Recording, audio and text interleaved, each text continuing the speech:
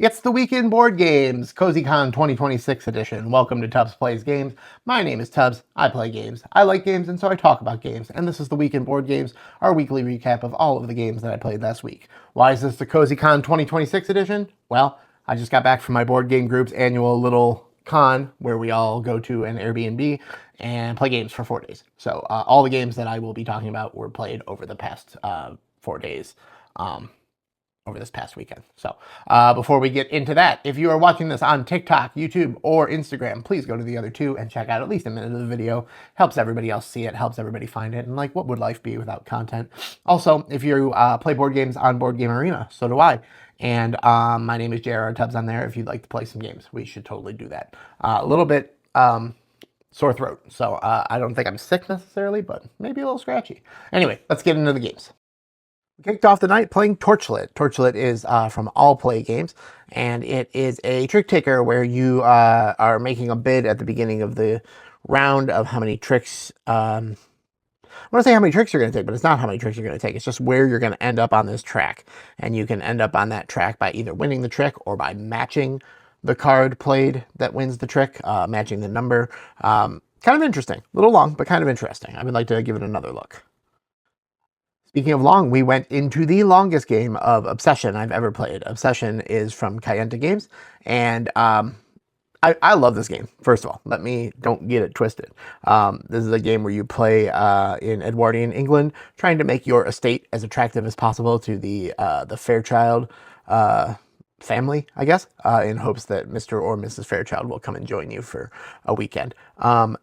This is a great game, and we really dragged it out just by, like, we were telling stories, we were having fun, we were pouring drinks, we were chit-chatting, and also playing in character at times. So the game took longer, but excellent play. Love this game. Never not interested in playing it. After that, we played some late night Kobayakawa, which is a betting game of sorts. You want to have the highest number at the end of the round. Every player is given one card, and then a card is turned up in the middle, and then players have the opportunity to make one action, which is to either draw a card and replace the card in their hand, or flip the top card of the deck over and replace the card in the middle. And then whatever player, you then bet one chip to whether or not you're going to stay in. And then whatever player has the lowest number, the card in the middle is added to their number. And then whoever has the highest number wins the round and wins all of the chips that were bet, as well as some chips from the middle. This was a very cool game. You're going to see it mentioned a few more times. The next morning over coffee, we played a little bit of For Sale, which is from Eagle Griffin Games. This is a big favorite in my board game group. It's I mean, you probably know For Sale by now, but you're just grabbing real estate. You're bidding for real estate in the first round. Highest bidder gets to take the highest number. If you pass, you have to take the lowest card in the stack, and then those cards then get used, correspond with randomly flipped over price values, and the highest card gets to take the highest price value. Very fun, very cool, quick game. Good for them. After that, we jumped into one of the games that I was looking most forward to playing that weekend, which was Speakeasy, also from Eagle Griffin Games. It's designed by Vital Lacerda. I am starting to dip my toe into Lacerda games. This would be the second one that I have played now, the first being the Gallerist. They take a few plays for me to understand how to play them, but I really, really enjoyed this one, and I look forward to more plays of it. Next up was a game that, if you've been watching these recaps for a little while, needs no introduction. Canar from Pandasaurus Games. This game has really taken my group's imagination by storm recently, and so we play it all the time. Yeah, and what more do you need to say? Another game I was really looking forward to and always happy to play is Root, which is from Leader Games. Root is a game where you play as different cute little woodland animals, battling it out for forest dominance, and each animal has their own goals, their own ways of fighting. This was my first time not playing as the cats, which is kind of the intro faction. Moved myself up to the Irie, or the birds, and it was a real challenge, but I enjoyed it. I enjoyed it a lot. Look forward to more plays of this one. It got to be evening time, and that's when the drinks start flowing a little bit more and the party games come out. First off, we played Monikers. Monikers is a game that I truly love because, again, just like Time's Up, it is very much a version of one of my favorite party games, which is Celebrity. It's a game I used to play all the time for my birthday. Put names in a fishbowl, draw them out, try to get people to guess them. Monikers has a little bit more going on for it, and that there's some descriptions on the cards to help you out, which was nice. We had a great time. We moved on to another staple of the the gatherings that we do, which was Stay Cool. Stay Cool is an interesting game in that you have people on both sides of you asking you questions. The person on your right, left, one of the two, is asking you questions that you have to answer verbally, and then the other person on the left is asking you questions that you have to spell out with letter dice, or sometimes you have to stack the letter dice or something like that, and you're being asked these questions over and over and over again, back and forth until you answer them. I told you it would be back. We played another game of Kobayakawa, and bookended the night with another game of First Sale. The next morning, while we waited for people to get up and get shaken, two of us played The Lord of the Rings, Duel for Middle-earth, which is from Repos Productions. I was pleasantly surprised by this because I do not much care for Lord of the Rings. I know. But I really enjoyed this game. I need to play Seven Wonders Duel now, or Seven Wonders even, because I've been told it is basically the same game, and I really liked it. So after that, we dove into some Cretaceous Rails from Spielcraft Games. Man, you guys know I love this game. It's a route building game. You get to collect toy dinosaurs. You get to take tourists to look at those dinosaurs. It's got interesting action selection, variable scoring. It's a total package. A lot to set up, but man, love it so much.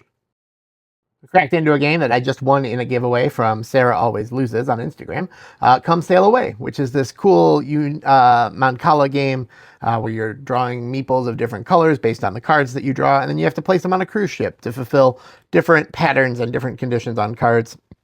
I love this game so much. Speaking of games I love so much, we played Broom Service. You guys have heard me talk about Broom Service a bunch of times. It's from Ravensburger Games. It's a pick up and deliver game with a mild trick-taking element as well. Sort of, and I like it. I like it a whole lot.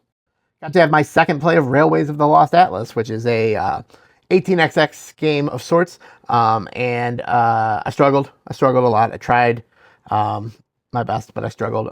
Learning these games has been a real journey for me, but it's a journey I'm enjoying, so I'm going to keep playing them. So Railways is an excellent one. At that point, it started to be evening time. It was starting to get to be lighten up the nighttime. And we started that out with Link City, which is a co-op game where you're developing a city. Players basically get 4 locations that they have to place somewhere on the city map, and then the other players have to figure out where it would make most sense for that player to place those cities on the city map. Like what businesses would go next to what other businesses. It's a good time. Drinks started flowing, and we started playing some game. We did some gambling. We played Emerald Skulls. Emerald Skulls is a dice rolling gambling game. It has these very cool advanced cards that you can bet on that we really had a lot of fun with. And it's from Thunderworks Games. I know I'm not saying the publishers on all of these. My brain hurts, and I'm just, I'm forgetting a lot of them. We played Grab the Mic, which is a karaoke game where cards are flipped up and you have to be the first person to grab the microphone and sing a lyric from a song that has the word on the card. Dumb, stupid fun. Great for late at night, having some adult beverages. It was also not pictured, but I was taught how to play quarters. I was a drama kid. I didn't play a lot of drinking games in college, so I was taught how to play quarters, which was stressful and loud, but fun.